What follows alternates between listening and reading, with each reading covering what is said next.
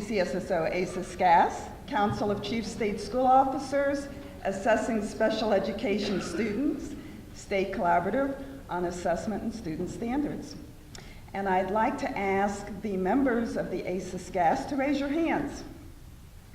These folks have been involved for the last several months working with us on planning for this summit for the next couple of days.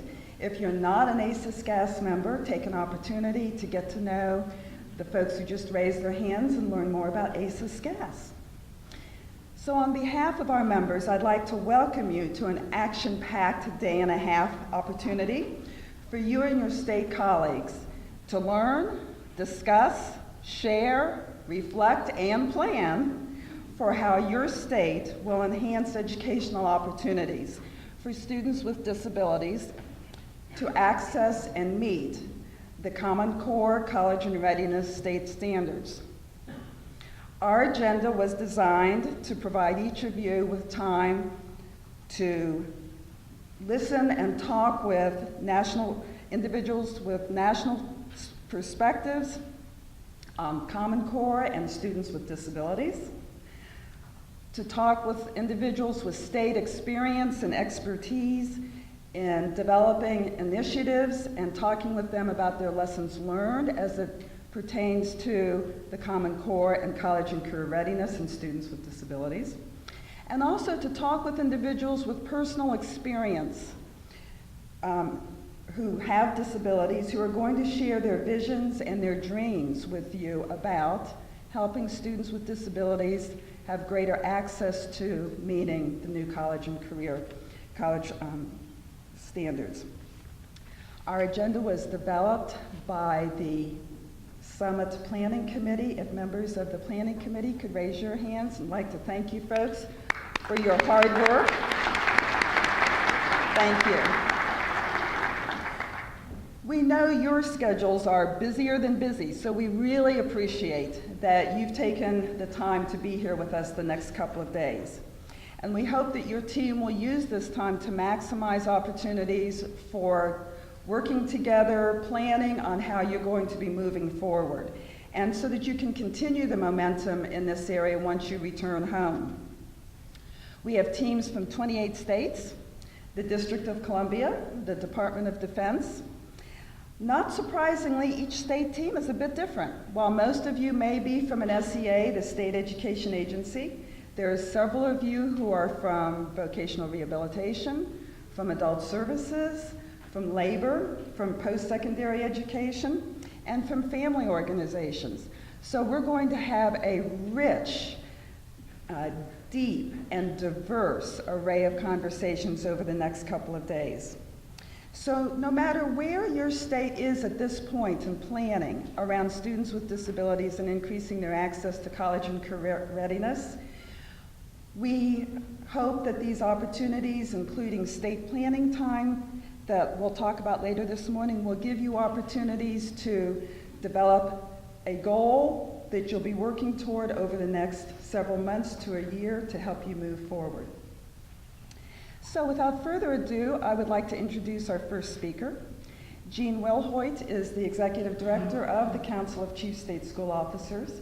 He's a former educator, state chief, and in addition to being the leader, not just the administrator, but the leader of the council, he has been very instrumental in the development of the Common Core State Standards and spearheading that initiative. A few years ago, he met with colleagues at the National Governors Association and really started the conversation across the country with many of your chiefs, with many of you, to get this moving. And he's going to talk for a few minutes now about where we are with the Common Core and what it means for students with disabilities. So Gene, thank you so much for being with us, and we'll look forward to talking with you.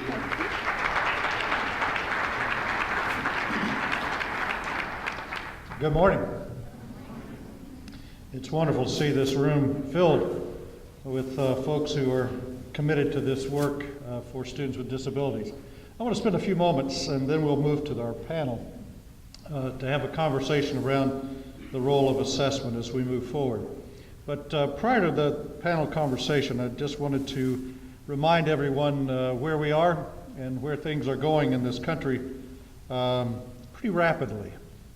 I don't think any of us can escape in our personal lives the impact of globalization, of migration of individuals across this world, and the emerging technologies that are overwhelming our societies. And so education cannot escape and be immune from those kinds of realities. And often people take this very personally. If you're in education, why are people picking on me?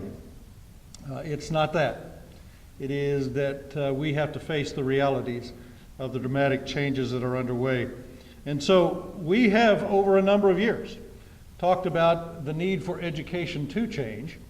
And we are now moving into a phase where I think the convincing is over and people are committed to education will change. And leading all of that is a new mandate for folks in this country. We have tolerated, accepted in the past the idea that some of our students would not graduate from high school, would not be prepared for future success. We frankly had in our society escape valves for individuals. We could afford either the social cost of supporting those individuals in society, or we could find avenues for employment. Maybe not the best opportunities for these individuals, but at least this society tolerated that condition. That no longer is going to be accepted. We are now going to move to a society where the expectation is that every one of our students, regardless of background, regardless of socioeconomic income, regardless of disability, is going to be successful. And we're defining success today differently than we have in the past. It's not simply an internal decision by educators about what these students should know and be able to do. We have gone to society and asked them what is success in the society. So the new benchmark for our students in this society, in America, in the next few years is that we're going to graduate all of them. Not 70% as we do on average across this country, and not 40 to 50% as we do in many of our urban and rural communities today. And not only will we graduate them, but we're going to expect that those students possess greater knowledge, skills, and attributes than what we've expected in the past. So those are now the expectations of education in America. And so what's the role of chief state school officers in all of this? They've not been a quiet group. In fact, I think if you look across the country now, and if you've kept up with the dialogue about the conversations that need to be undertaken by this country, you will find that the chiefs are right in the middle of this. They are now the major advocates for this kind of a shift in accountability. And they're taking this on individually, and you're seeing that in terms of a number of actions that each of the chiefs are taking, somewhat controversial. They have to do with every aspect of the education system today. And whether you agree or disagree with these points, I think that it is clear that now we're saying we are going to investigate every aspect of this education delivery system, because we even have a choice today. And that is, either we give up on some of these kids and not live up to those expectations that I just mentioned, or we're going to change the system to make sure that we can educate these children. That will not be easy. That will be a difficult pathway for many of us, but it is becoming the conversation. And collectively, I think you can see what's occurring across the country among the chiefs. First of all, as was mentioned earlier, the Common Core state standards. For the first time in the history of this country, the states have come to agree on a new standard for success of the college and career readiness standard. It is now an expectation, not that students would simply graduate with arbitrary knowledge and skills or define skills in a very parochial way, but we're now saying students will graduate high school, college, and career ready. Now, I don't mean by that a four-year traditional liberal arts education program, but virtually every student who walks across the stage in the United States of America is headed toward some continuing educational opportunity. That might be a two-year degree program, it might be a technical degree program, it might be a work leading to future employment. But who would expect of their children anything less than at graduation they are prepared to move on to further education? So that becomes the requirement for every one of our students, and that includes students with disability. So the new mantra in this country is college and career ready. We need to define what that means for all of our students, what's the role of students with disabilities in this environment, but it is clearly what we're going to be marching to. And secondly, I think you can see that the chiefs are moving directly in providing much stronger information systems. In January, we're going to release common education data standards, and you're going to find that the states are going to begin to report information which is going to provide much greater transparency. It's also going to surface many of the difficulties that exist in the education system.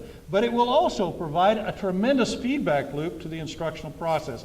I think you'll find in the next 2 years that as these information systems emerge in the states, and as we agree on common definitions within those education data systems across the states, we'll have a much stronger base for supporting teaching and learning processes. And now that we have individual student identifiers for all of our students, it makes it possible for us now to begin to monitor the progress of those students against the expectations. So you marry Common Core college and career expectations and those learning progressions within the Common Core. That is a dynamic shift in terms of our expectation, because now we can say we have logical steps of content mastery as well as cognitive development of students as they move through the education process. Marry that then with a much richer information database that we're going to have around individual students and around systems performance, and then you add to that the new emphasis of the chiefs around educator development and support. You begin to see a new system emerging in this country, one that's going to be far more sophisticated than we've had in the past, one that's going to be more demanding, but one that I think is worthwhile in terms of our work. And it will lead to, I think, the new initiative among the chiefs is new learning systems that are going to have to emerge, because it is clear that what we're doing today, generally in most schools, is not consistent with the outcome goals that we have and the expectations we have for our students. So we either give up on the goals for those students, or we begin to change the delivery system of education in the country. And this new system of delivery of education is one that's going to drive a lot of the conversation among the states in the next few years. That is, we need to begin to challenge some sacred concepts about how we educate children. This idea of time and age-based learning will have to shift to one of performance-based learning. This kind of delivery in mass for every student along a continuum that is irregardless of their learning needs and expectations will have to change to one where we have individualized and customized learning programs for our students. This idea of isolating students in individual programs is going to have to give away to a much richer array of learning resources. This idea of keeping learning confined to a school environment in the classroom will have to give way to community-based learning and learning across multiple communities and resourcing youngsters with multiple adults. And this idea of a single teacher performing all roles is going to have to give away to this idea of teams of adults working to support the learning of all of our children. That's where we're going in this country today. And clearly, whether that's a part of the day-to-day conversation of most parents, or clearly if that's not the conversation that's going on among educators, this is occurring. This is the movement in the United States. And so one of the major drivers of all of this is that we can have standards and we can have information systems, but they come alive through assessments. We know that what we expect of our students and how we define those assessments are really going to determine what drives the system. And that includes students with disabilities. Two trends have been accomplished in this country, and they're laudable trends. One, we have basically begun to move the children with disabilities into an expectation level of a much higher outcomes than we've had in the past. We have better identification processes and supports for these students, but that's not enough. Our success will be determined by the results that we get with these students. And if No Child Left Behind, whatever you feel about No Child Left Behind, it brought greater transparency. It is now an acceptable part of our accountability system that these students will count. And for all the faults, we now have to face a reality in this country.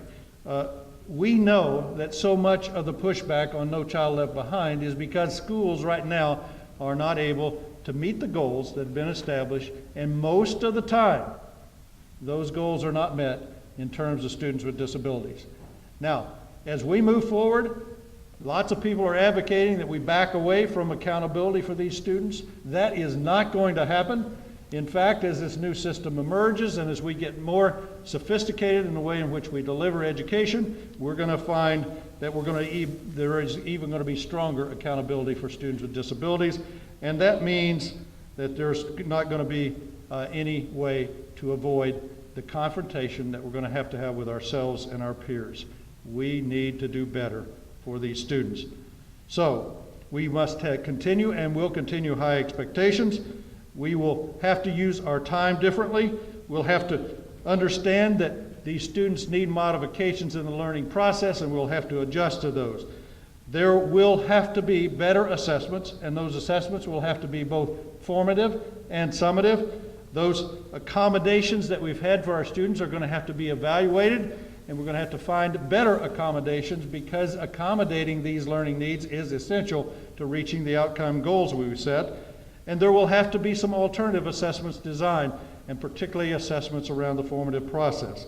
So it is important that all of us begin to take advantage of this opportune moment that we have, because right now each of us have consortia underway that are going to be addressing these issues. Each of those consortia are going to have to pay attention to students with disabilities from the very beginning. Each of them are going to have to look at this issue up front and incorporate it in an inclusive way in the assessment process. Moreover, I think the assessment consortia can do things together to enhance the work of each other. I think in time, it will be important that they begin to pool their knowledge and skills, and as they work forward into the future, that they become a integrated a system of assessment. So there are assessments that I think if we do this right, they'll set a table. They won't completely change education in this country. We know that, but they will set the table for innovation, because to truly be successful, we're going to have to be truly inclusive. We're going to have better diagnostic tools than we have right now. We're going to have stronger feedback systems from adults to those students. We're going to have a greater collaboration as we move forward, and we're going to have a more wholesome relationship with our parents and the other community organizations that provide support. But the good news is we are in this room today, and that gives us a privilege of position to do something about this and to do it right.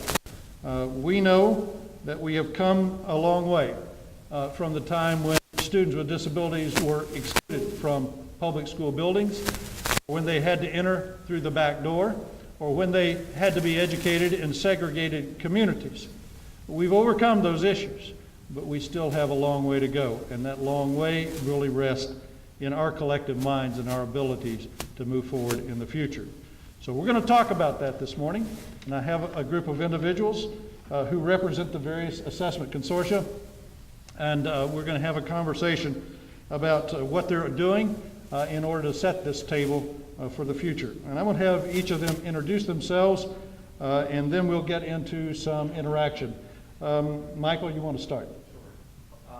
I'm Michael Hawk. I'm the Director of Educational Assessment in the state of Vermont, and along with Denny Matthews, I was co-chair of the Accessibility and Accommodation Support Group for the Smart Adults Assessment Consortium, and recently moved to the Executive Committee of Smart Adults, but I'm still privileged of being a liaison to the Accessibility and Accommodations. Great. Thanks, Michael. Alan? I'm Alan Schenker. I'm the Associate Director of the Dynamic Learning Math Alternate Assessment System at the University of Kansas.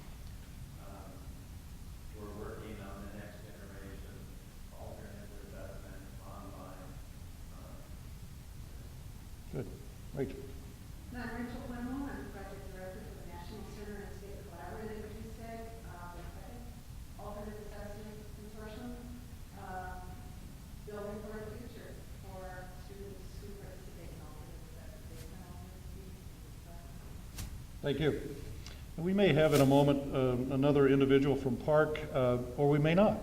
So if anybody wants to sit on the seat for Park, you can say all kinds of things about that assessment consortium. If not, we'll continue on. This is an important time for students with disabilities, and so I wanted to just begin the conversation by asking each of you to give me a sense of how you define, how you bring together this concept that I just talked about of college and career ready, and how that meshes in your work with students with disabilities. Anybody want to begin? Rachel? Sure.